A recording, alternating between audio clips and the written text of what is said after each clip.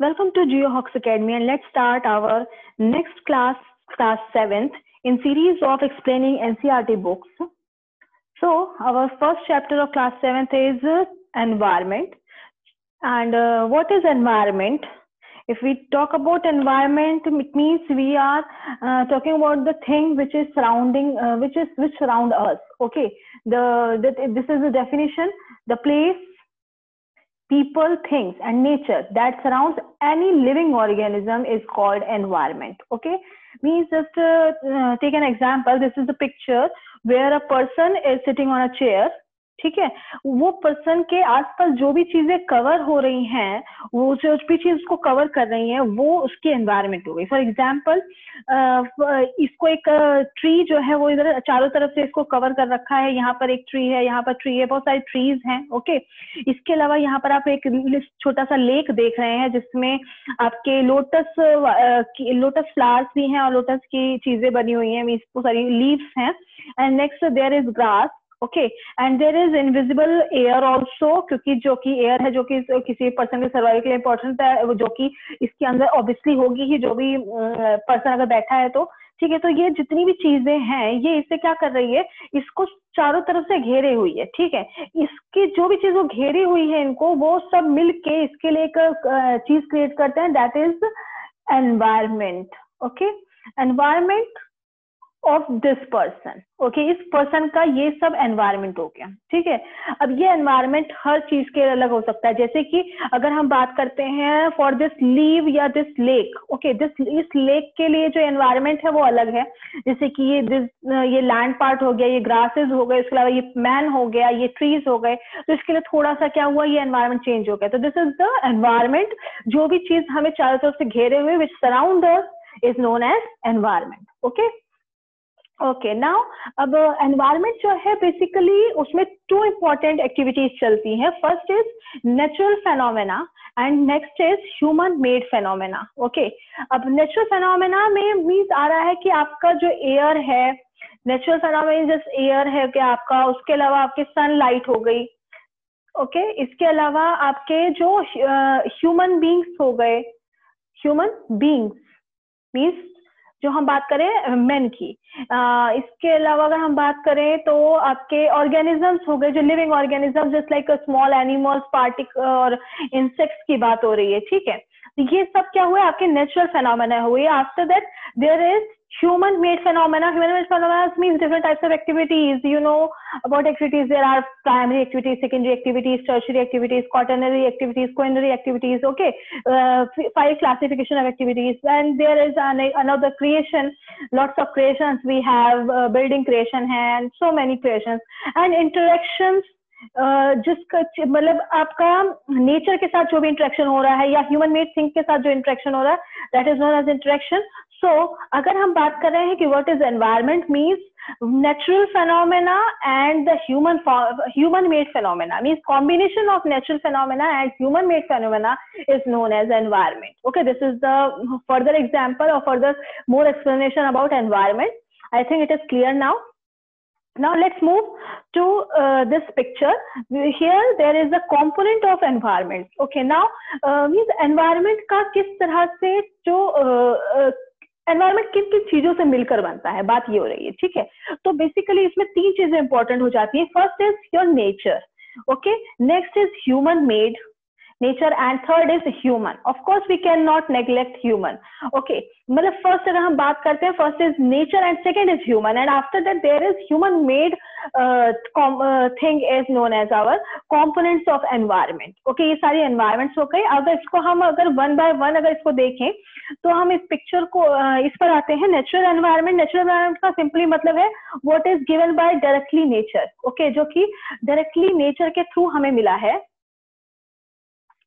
Okay, वो हो गया हमारा nature, natural environment. Okay, natural environment में आपकी बेसिकली कौन कौन सी चीजें आती हैं? आपकी आती हैं first is lithosphere, next is atmosphere, hydrosphere and biosphere. इसके बारे में हमने पहले भी पढ़ा था, बट इससे थोड़ा सा अगर हम इसको एक्सप्लेन करना चाहें, लिथोस्फेयर मीन्स जो कि लैंड पार्ट है हमारा, और जो लैंड पार्ट किससे बना है, आपके रॉक से बना है. Okay, rocks means rocky part is known as our lithosphere, और इसमें आपकी रॉक्स में आपकी आ जाती हैं, सॉइल्स हो जाते हैं, मिनरल्स हो जाते हैं, ठीक है। तो ये सारे मिलकर आपके क्या बनाते हैं, लिथोस्फेयर बनाते हैं, या फिर ये कह सकते हो कि lithosphere is providing a base जिसके ऊपर आपकी सारी एक्टिविटीज होती है, it is providing a base. Okay, next is atmosphere. Okay, this is lithosphere. Okay, now come to atmosphere. Atmosphere की अगर बात करें हम, तो एटमॉस्फेयर में आपके आ जाते हैं एयर।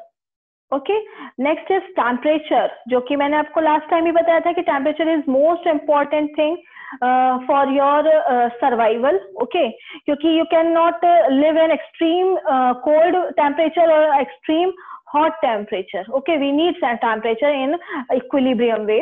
Okay, next atmosphere, इसके अलावा आपका हो जाता है water vapor. Okay, and atmosphere में आपकी हो गई different types of gases. Okay, हमने जैसे कि 9 गैसेस के बारे में पढ़ा, जो कि आपके इसके चारों तरफ इसको एटमॉस्फेयर अपने हमारे अर्थ को कवर करती है, ठीक है। तो we have 9 gases in which nitrogen is more important, and nitrogen के साथ ही साथ ऑक्सीजन, जो कि हमें अच्छी तरह से पता है कि ऑक्सीजन इज इम्पोर्टेंट गैस, जो कि हमारे अर्थ के लिए, हमारे सर्वाइवल के लिए इम्पोर्टेंट है और हमारे अर्थ पर एक इम्पोर्टेंट फैक्टर है for life. Okay, next come to hydrosphere. Hydrosphere means जो कि हो गया वाटर से रिलेटेड। ओके, वाटर से रिलेटेड हमारे हो गए आपके लेक्स हो गए। अब लेक्स जो है आपकी फ्रेश वाटर लेक्स भी हो सकती है और सॉल्ट वाटर लेक्स भी हो सकती है। ओके, इसके अलावा आपकी हो गई रिवर्स हो गई, फ्रेश वाटर रिवर्स, जो कि हमें हमारे ड्रिंकिंग वाटर प्रोवाइड करती है हमें। ओके, उसके अलावा नेक्स्ट हो गई आपके ओशंस। ओके, ओशंस भी इंपॉर्टेंट है, क्योंकि कई चीजों के लिए जस्ट लाइक हमें रिसर्च करने हैं, या फिर हमारे फिशेस के लिए, और बहुत सारी मीन्स आपके एक्वेटिक जो एनिमल्स हैं, एक्वेटिक एनिमल्स के लिए, इनके सर्वाइवल के लिए आपको ओशंस की बहुत जरूरत है। सो हाइड्रोस्फीयर हो गए हमारे जो ये थर्ड इंपॉर्टेंट नेचुरल एनवायरनमेंट हो गया। नेक्स्ट, जैसे आपको पता है कि इन तीनों के मिश्रण से, तीनों के मिक्सचर से हमारा बनता है बायोस्फीयर, एंड बायोस्फीयर वो पार्ट है जो कि हमें क्या करता है, जीवन प्रदान करता है, और जो कि इन तीनों के कॉम्बिनेशन से मिलकर बनता है। So this is all about your natural environment. Okay, now come to your human environment. Human environment की बात अगर हम करते हैं, तो सबसे पहले इंपॉर्टेंट फैक्टर हो जाता है आपका इसमें ह्यूमन। ओके, अगर ह्यूमन एनवायरनमेंट बात करें तो we can not forget human. Human एक ऐसा पर्सन है जो कि खुद तो कंज्यूम करता ही करता है, साथ में कुछ चीजें प्रोड्यूस भी करता है। Okay, he is a consumer as well as he is a producer also. Okay, consumer कैसे हुआ कि जो भी नेचर से चीजें मिलती हैं इसको क्या करता है, वो कंज्यूम करता है। Just like we eat fruits and we take agriculture products. Okay, अब बात आती है कि ह्यूमन के पास साथ में कुछ क्वालिटीज हैं, ठीक है। इट इज मतलब ह्यूमन कैसे एक इंपॉर्टेंट फैक्टर हो जाता है एनवायरनमेंट का, क्योंकि human have some qualities. Human have the most important qualities is intelligence. Okay, किसी भी अगर हम किसी भी ऑर्गेनिज्म, लिविंग ऑर्गेनिज्म की बात कर रहे हैं, उन लिविंग ऑर्गेनिज्म में से human is only the organism who have intelligence. By his intelligence he created technologies. Okay, in intelligence के थ्रू क्या करता है, वो डिफरेंट टाइप्स ऑफ टेक्नोलॉजीज करता है, जिसमें कि आप इस टेक्नोलॉजीज को अप्लाई करते समय उसने करा एग्रीकल्चर का प्रोडक्शन किया, उसके अलावा इंडस्ट्रीज बहुत सारी बना रहे हैं, ट्रांसपोर्ट का यूज किया। तो इस तरह की डिफरेंट टाइप्स ऑफ जो ये क्या कर रहा है कि एक तरह से एक अलग एनवायरनमेंट बना दे रहा है, ठीक है। आप आपने सिंपली देखा होगा 3D व्यूज आप देखते हैं, तो 3D व्यूज में क्या करता है, everything is artificial.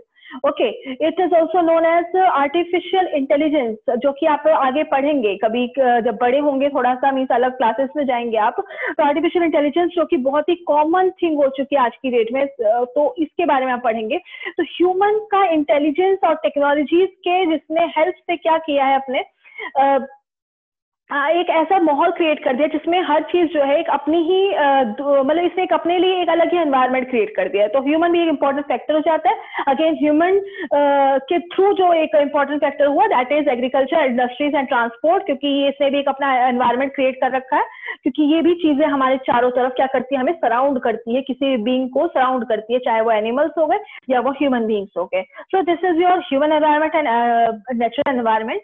Now important thing is ecosystem. तो इकोसिस्टम को लेकर अगर हम थोड़ा सा एक्सप्लेन करें, आपकी बुक में ही एक स्टोरी सी दी हुई थी जिसको कि पढ़ते पढ़ते मुझे लगा कि ये चीज इसमें ऐड करना बहुत अच्छा रहेगा। जैसे कि at an NCC camp that Ravi class was attending, Jessie exclaimed, "Why a heavy downpour? It reminds me my home in Kerala. You should come and see how it pours and pours and pours over the lush green fields and coconut plantation." इसने भी दिखाया कि different types of जो पानी flow कर रहा है, उसके अलावा डिफरेंट ग्रीन प्लांटेशन है। उसने दिखाया कि मेरे एरिया में जिधर मैं रहती हूँ दैट इज केरला, वहां पर ऐसी ऐसी चीजें हैं। ठीक है, उसके बाद हीरा एक लड़का जिसने की बोला कि जैसलमेर के बारे में उसने बोला कि we get no rain, we see only kicker and sand, and as far as the eyes can see, but you also find camels, said Ravi. Okay, Ravi ने बोला कि नहीं, kicker and sand के अलावा और बिना रेन के अलावा वहां पर एक चीज और भी इंपॉर्टेंट है विच इज कैमल। ओके, अब ये जो चीजें थी वो केरला में अवेलेबल नहीं है, और जो केरला में चीजें थी वो आपके जैसलमेर में अवेलेबल नहीं है। Now next, Hira says, not just camels. If you visit our desert, you will see snakes, lizards, and many insects too. इसने बताया lizards के बारे में। Again, Ravi wondered, why do the animals, the vegetation, and the way people live vary from place to place? अब रवि ने question पूछा कि आखिर ऐसा क्यों है कि जो एनिमल्स हैं, वेजिटेशन है और लोग हैं वो हर प्लेस पे अलग अलग हैं। Are they all related to each other? क्या वो एक दूसरे से कनेक्टेड है? And the teacher replied, oh yes, very much so. अब ऐसा टीचर ने रिप्लाई क्यों किया? Let's start. Okay, now important thing is there is two things, organism and environment. Okay, ये इकोसिस्टम की बात हो रही है। इकोसिस्टम में दो चीजें आती हैं, ऑर्गेनिज्म एंड एनवायरनमेंट। अगर हम ऑर्गेनिज्म की बात करें जिसमें कि biological organism just like your human being और your animals, okay, your insects and plants of course. Okay, next is environment. environment में दो ही चीजें अगेन आती है, बायोटिक एंड एबायोटिक। ओके, अब इसमें बात हो रही है क्योंकि बायोटिक जो है आपका अगेन वो चीजें जो कि जिसमें कि लाइफ एग्जिस्ट करती है, means biotic means living organisms and abiotic means non living organisms, living thing, non living thing. Okay, अब अगर हम देखें बायोलॉजिकल फैक्टर्स में अगर देखें तो ह्यूमन बींग्स की तो बात हो ही रही है। अब साथ में अगर हम ये कहें कि ह्यूमन अगेन इस लिविंग में भी तो अगेन ह्यूमन ही आ रहा है, बट वो इसलिए क्योंकि कोई भी ऑर्गेनिज्म है वो ह्यूमन भी आपस में इंटरेक्ट करते हैं। We can not forget the interaction between human and human again. Okay, और इसके अलावा अगर ह्यूमन है वो आपके एनवायरनमेंट से भी दोबारा से इंटरेक्शन कर रहा है। ठीक है, तो इस तरह के इंटरेक्शन बेसिकली होता क्या है? इंटरेक्शन होता है आपका कोई भी चीज का आदान प्रदान, means output as well as there will be input. Okay, फिर again there will be output. Okay, तो this is the cycle चलती रहती है। This is, you can say, input in environment and output from environment. Okay, next there is input from organism and output from environment. Okay, तो इस तरह की चीजें क्या होती हैं? अब ये क्या है, अगेन सेम चीज हो रही है कि ह्यूमन से ह्यूमन में चीजें ट्रांसफर हो रही हैं और एनवायरनमेंट से ह्यूमन में हो रहा है या ह्यूमन से एनवायरनमेंट में हो रहा है। तो इस तरह का इंटरेक्शन जो है that is known as input and output is known as system. Okay, and अगर ये एनवायरनमेंट और ऑर्गेनिज्म में हो रहा है that is known as ecosystem. Okay, अब इकोसिस्टम की जो आपकी एक इकोसिस्टम, अब इकोसिस्टम की एक जो डेफिनेशन यहाँ पर दे रखी है, all plants, animals and human beings depend on their immediate surroundings. Often they are also interdependent on each other. This relationship between the living organism as well as the relationship between the organisms and their surroundings form an ecosystem. Okay, so जितनी भी चीजें हैं वो एक दूसरे पे interdependent है, dependent भी है और इंटरडिपेंडेंट भी है। तो इनका इंटरडिपेंडेंसी जो है उसके बीच में एक रिलेशनशिप क्रिएट हो जाता है, क्योंकि ये एक दूसरे से दूर नहीं रह सकते। इनके सर्वाइवल के लिए उन चीजों की जरूरत है जो जिनके साथ जिन पर ये इंडिपेंडेंट है, ठीक है। तो ये सारा मिलकर इन ऑर्गेनिजम्स के लिए क्या बनाता है, एक इकोसिस्टम बनाता है, ठीक है, जिसको कि हम बोलते हैं इकोसिस्टम। अब जैसे कि अगर हम एग्जांपल दें, there are large rain forest, grassland, desert, mountain, lake, river, even a small pond is also an ecosystem. Means we can say large rainforest is ecosystem, grassland ecosystem, desert ecosystem, mountains ecosystem, lake ecosystem, river ecosystem. अब desert ecosystem जैसे कि अभी हमने last time example पढ़ा कि there are something special, like यहाँ पर sand होंगे, किंकर होंगे, उसके बाद thorny bushes होंगे, और इसके अलावा आपके मतलब डिफरेंट आपने देखा। तो ये एक तरह से, और ये जो आपका बोला गया कि there are interdependency and they exchange something, there is input and output. अब ये इनपुट और आउटपुट किस चीज का होता है, that is the energy flow. Okay, that is the energy flow. अब फ्लो ऑफ एनर्जी किस तरह से होती है आपकी, जस्ट लाइक एग्जाम्पल लेते हैं, जैसे कि एक ग्रास है, ओके, ग्रास को कौन खाता है, डियर खाता है। अगेन डियर को कौन खाता है, बियर खाता है। और बियर को कौन खाता है, लायन खाता है।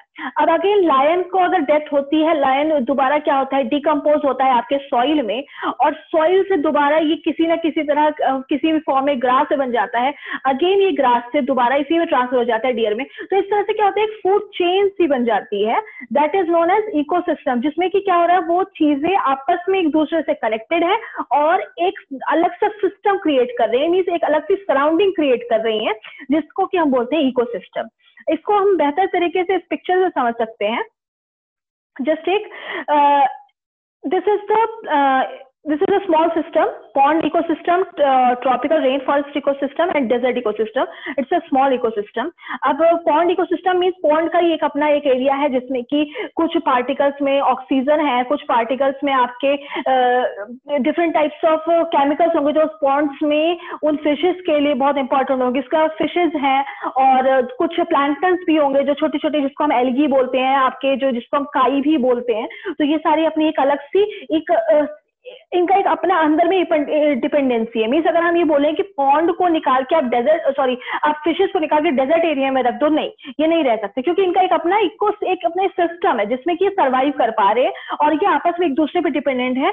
तो इस तरह से इस एरिया को ये बन जाता है आपका पॉन्ड इकोसिस्टम। अगेन ऐसे ही डेजर्ट इकोसिस्टम आपका बन जाता है, जो पहले भी एग्जाम्पल दिया है। ट्रॉपिकल रेन फॉरेस्ट इकोसिस्टम का भी अपना एक एरिया है जिसमें क्या एक स्पेशल सनलाइट है और स्पेशल इसमें ट्रीज हैं, और दूसरा ये एक ऐसा इक्वेटर पे ही पड़ता है डायरेक्टली आपके, और रेनफॉल बहुत अच्छी होती है। तो इनका एक अपना इकोसिस्टम, इसमें अलग डिफरेंट टाइप्स ऑफ आपको लिविंग बींग्स भी देखने को मिलेंगे। आप अगर बोला जाए अगर आपका की हाईएस्ट जो स्पीशीज है आपको एनिमल्स की और इंसेक्ट्स की या फिर फ्लावर्स की, वो किससे मिलेगी आपको, ट्रॉपिकल रेन फॉरेस्ट में मिलेगी। ट्रीज की जो डिफरेंट स्पीशीज है वो आपको किसमें मिलेगी, ट्रॉपिकल रेन फॉरेस्ट इकोसिस्टम में ही मिलेगी और किसी में नहीं मिलेगी, ठीक है। अब ये सब मिलके भी आपस में डिपेंडेंट है, okay, that is also dependent. जैसे कि हमारा ये तो आपके हो गए सारे लैंड पार्ट, ओके। अब लैंड पार्ट के अलावा हमारा आ जाता है ओशियन इकोसिस्टम। अगर हम बात करते हैं, जैसे कि अगर ये जो आपके लैंड पार्ट है, ये क्या कर रहे हैं, आपके ओशन के ऊपर तैर रहे हैं, ठीक है। ओशन के ऊपर तैरने के साथ साथ इसमें ओशन से जो हम कुछ भी चीजें मिल रही हैं, ओशन को भी वाटर कहाँ से मिल रहा है, आपके लैंड पार्ट पे मिल रहा है, ठीक है। इसके अलावा वहां पे ऑलरेडी कुछ खारापन है, उसके अलावा ओशन के वाटर को भी हम लोग यूज कर रहे हैं डिफरेंट फॉर्म्स में। ओशन की जितनी भी चीजें हैं वो हमारे आपके फूड में भी कई जगह यूज होती हैं, ठीक है। तो इस तरह से इनका एक अलग इकोसिस्टम बन गया ओशन का। अगेन ओशन को अगर हम थोड़ा सा छोड़ दें तो प्लैनेट और अर्थ इकोसिस्टम भी है। मींस अपना एक पूरा अर्थ है जिसमें कि अगेन सारी चीजें एक दूसरे पे डिपेंडेंट है, जैसे कि पहले बताया लिथोस्फेयर, हाइड्रोस्फेयर, एटमॉस्फेयर और बायोस्फेयर, लास्ट जो आपका पार्ट आता है। तो इस सारा आपस में क्या मिलके बना रहा है, मींस यू कैन से कि हमारा जो इकोसिस्टम है वो एक स्मॉल इकोसिस्टम से लेके, means small means pond ecosystem से लेके आपका एक लार्ज इकोसिस्टम भी हो सकता है। और लार्ज इकोसिस्टम जस्ट लाइक कि ट्रॉपिकल रेन फॉरेस्ट की पूरी बात हो जा रही है, उसका किसी पूरे डेजर्ट की ले ले रहे हैं, या पूरे किसी कंट्री के एरिया की ले रहे हैं, किसी रीजन को ले ले रहे हैं, ठीक है, या फिर पूरे प्लैनेट को ले रहे हैं हम। तो इस तरह से एक डिफरेंट इनका एक अपना इंटरडिपेंडेंसी हो जाती है, जिसको कि we call ecosystem. Okay, so this is all about your first chapter. Thank you.